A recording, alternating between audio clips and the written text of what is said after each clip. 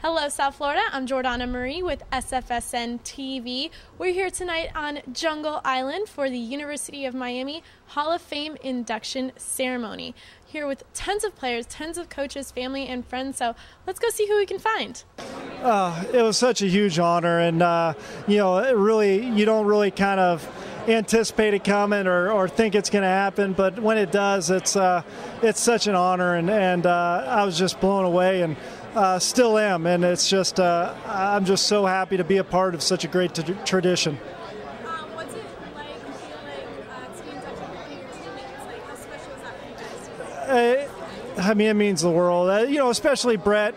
We started our first games together, played our whole careers together, started our last game together in the Fiesta Bowl. Lived together for 2 years. I mean, it just it means the world to go in with a guy like Brett. He's such a great guy. And a great teammate. I'm really honored to be a part of this with him.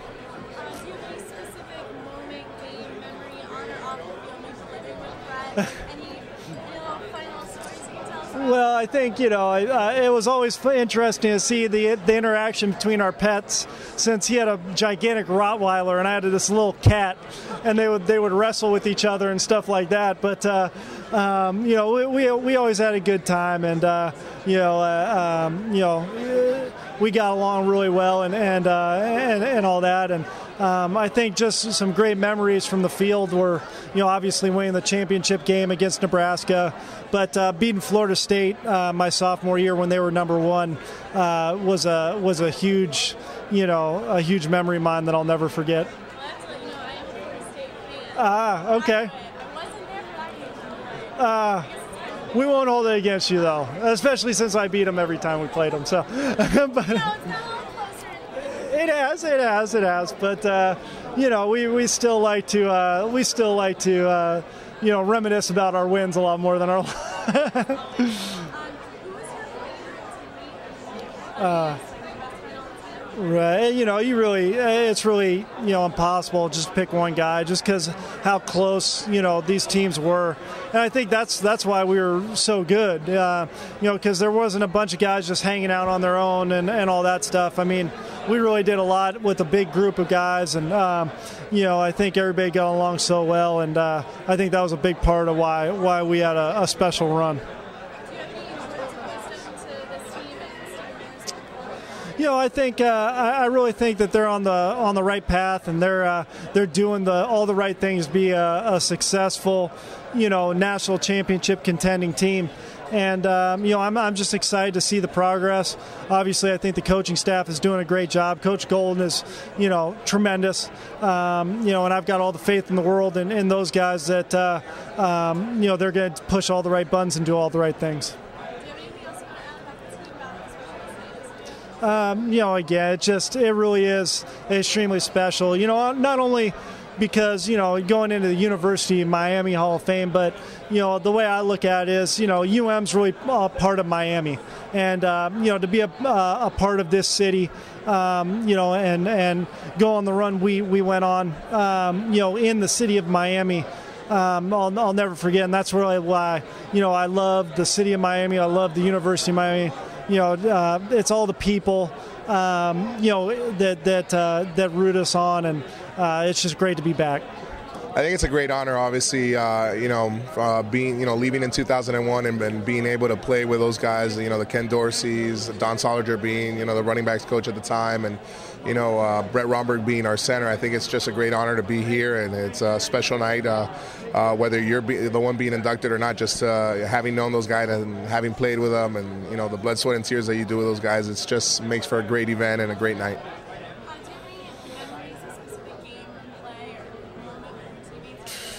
Oh my God, there's so many. I mean, we were really good when we were down here. There's so many to pick from, but one of the funniest ones was we're playing Florida State, and that's the famous, that's what made Dorsey kind of Dorsey when we finally beat Florida State. where Shockey ends up catching like an option, and he ends up standing up in the in the end zone with his hands up. Right before we run that play, I jumped off sides. So if you look at the film, I jump off sides because at that point the center was the one calling on what down it was, or that what hike we were going to go off of. So you see me arguing with Brett back and forth, and then you see Dorsey step in, and Dorsey was like, "Guys, just calm down. We're going to get it in no matter what." So it was like, so that's like one of the stories I remember from back in the day. No, I jumped off sides. We got 5 yards further back, and we ended up scoring a touchdown the next play anyways. So, really? No, well, what I like to say is that I did it on purpose because we didn't have enough room to run the option route for Shockey, so we needed an extra 5 yards. So I took it upon myself to give us those 5 yards. Anything off the field, just like living with these guys and being best friends here? Well, I don't know if many people know, but Dorsey and Brett Romberg both roomed together in college. So their house was kind of like party central. So first of all, it really stunk. It wasn't the most cleanliness of places. But there's so many, and they're not. None of them are really PG-13. So I'll just leave it at that. It was a fun house, and a lot of things went down there.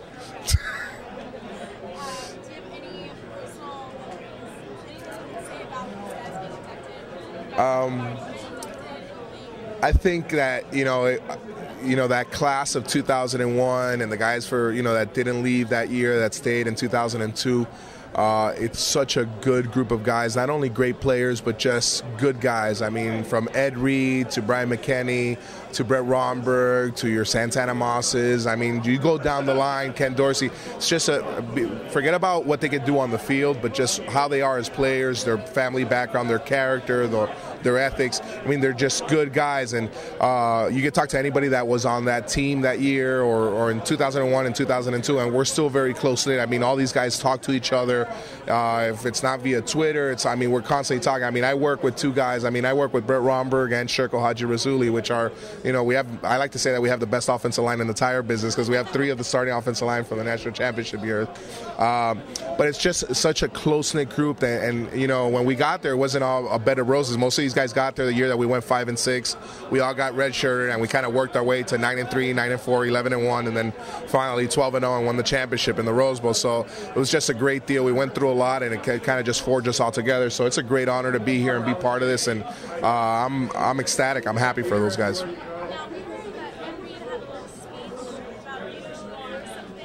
Well, yeah, it was. I used to break down the team before we went into the locker room right before the game, and I had this thing that I kind of started my sophomore year where I would kind of break us down on the word dominate. It's not a PG-13 breakdown because I would say, dominate on 3, dominate on 3. We will bleep dominate on 3. And we would break it down. So, yeah, that's a Florida State game where we were actually winning. We were kicking their ass, but we were still giving them a chance to get in the game. And, Ed Reed took it upon himself, and that's where he says, Joaquin said dominate, and we ain't doing it. So then we came out and we made sure we took care of business. So we went on and won the championship that year. So it's a good feeling. Joaquin and Casey Jones and Brett Romberg going in, who's, they're terrific players that were fun to coach, and they won a lot of games, and I was really lucky to be around all those guys, man. And to see Brett going in, and Donnie Solinger, who's one of my closest friends, and he's the godfather of my son Jake, and Kenny Dorsey is and all the inductees. It's a beautiful thing, and I'm always excited coming around here because they're good guys, and they are part of a winning tradition and doing great things. Seems like there's a lot of banter back and forth. You guys play a lot of jokes on each other, mess around with each other. Well, this guy over there, he's gonna. I'm sure he's gonna tear me up tonight. They always take some shots at me, and but it's great love. It really is great love. And first thing they asked me, I got out of the car in the parking lot, and Sherko and Joaquin were right there tapping on my window. And the first thing they asked is, how's your room? Is the room still fun? Because they missed that room. We had a lot of fun. We laughed all the time because had a bunch of fun guys, and we were winning and enjoying life and doing things. And I said, it's getting close to that like it used to be. Do you have a specific, funniest thing that just makes you start crying, laughing, memory? Well, Yeah. Well, I remember Romberg, when I went up to see him in Windsor, Ontario, which is right across from Detroit, Michigan. I went to an indoor workout facility and I watched him. And then when he had all his success and he came back, he came up and he goes, you're awful lucky that, I came here. And I said, bro, if you didn't come here, where were you going to go to? Like the University of Toronto? I mean, did they play football there? I said, I found you and saved your life, and so I remind him of that all the time, that we just, I was lucky to find him, and he was an unbelievably good player and good student and had a great NFL career. On the national championship season, when you guys won, was it the same level of fun and laughs and towards the end of the season when you're going towards those, you just like cracked down on these guys? No fun, no partying. No, nothing like that. I mean, the reason we won the national title is because they were so dedicated, because they worked so hard, because they studied film, because they prepared hard, and that's why we could have some fun.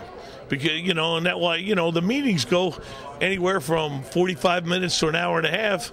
It's hard to keep their attention that long, so you got to have some fun along the way, and it makes for more fun when you win. But they know it's a grinder. Football is anything but hee ha ha all the time. So you try to have some fun while you're doing it. And along the way, these guys were good students. I never had a problem with any of these guys in the classroom, missing class or failing class or not going to class, and it was never anything like that. So I think that's a lot of the reason they were not only gifted, they were intelligent, and they pursued an education, and that's why they're going to be successful in other endeavors too. They're great kids, and they're so much fun. What do you think about this team today, this year, moving forward, how they've been developing from last season? I'm excited beyond belief about this team. I don't want to say anything. I just want to go play some games. And I think our defense is getting better. Our special teams is getting better. Our offense is getting better. I think Coach Golden has a really great grasp on what's going on at this program. And his install, the golden fundamentals and the things that are going on, have now in their third year, and the kids are starting to get it, and that means winning. And we got good players, and I know people may not expect much from us, but we expect a lot from our players and our team this year, and we're going to be good. I mean, it's always a nice feeling to see guys kind of go through their career and finally be rewarded, and seen as such, and to a certain extent, you kind of strive for that, to be honored and seen, because even after there's no more you, your accomplishments are always there. It seems like you guys are pretty close friends.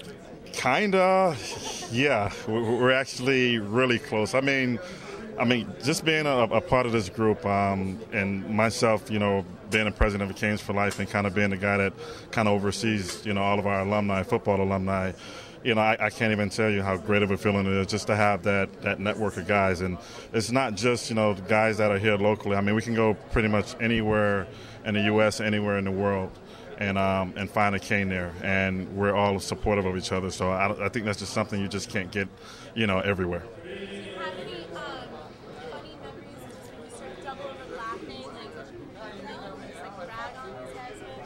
Well, the current guys, not so much. The current guys were, a little bit younger than me, except for Coach Solinger, who is what I title as the best coach I ever had. That guy is, not only just a great coach, but just a great person. And he's someone that can be, used as an example for, for fatherhood and for coaching alike.